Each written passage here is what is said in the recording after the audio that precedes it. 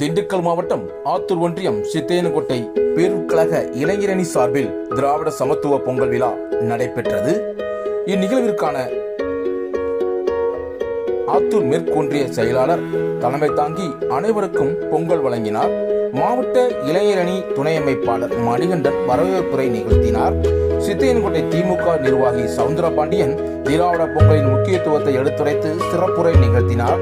மேலும் இந்நிகழ்வில் கலந்து கொண்ட அனைவருக்கும் பொங்கல் மற்றும் பொன்னாடைகள் வர்ணக்கொடிகள் வழங்கப்பட்டது. இந்நிகழ்விற்கான ஏற்பாடுகளை பொறியாளர் அணி பேரூர் கழக அமைப்பாளர் காஜா மைதீன், வார்டு செயலாளர் முருகன் மற்றும் சித்தேனக்கோட்டை பேரூர் கழக இளைஞரணி நிர்வாகிகள் செய்திருந்தனர். இந்நிகழ்வில் பேரூராட்சி மன்ற தலைவர் போதும் பொண்ணு முரளி, துணைத் தலைவர் ஜாகி உசேன், நகர செயலாளர் சக்திவேல் மற்றும் மாவட்ட ஒன்றிய கிளைக்கழக நிர்வாகிகள், பேரூராட்சி மன்ற உறுப்பினர்கள், பொதுமக்கள் என பலர் கலந்து கொண்டு சிறப்பித்தனர்.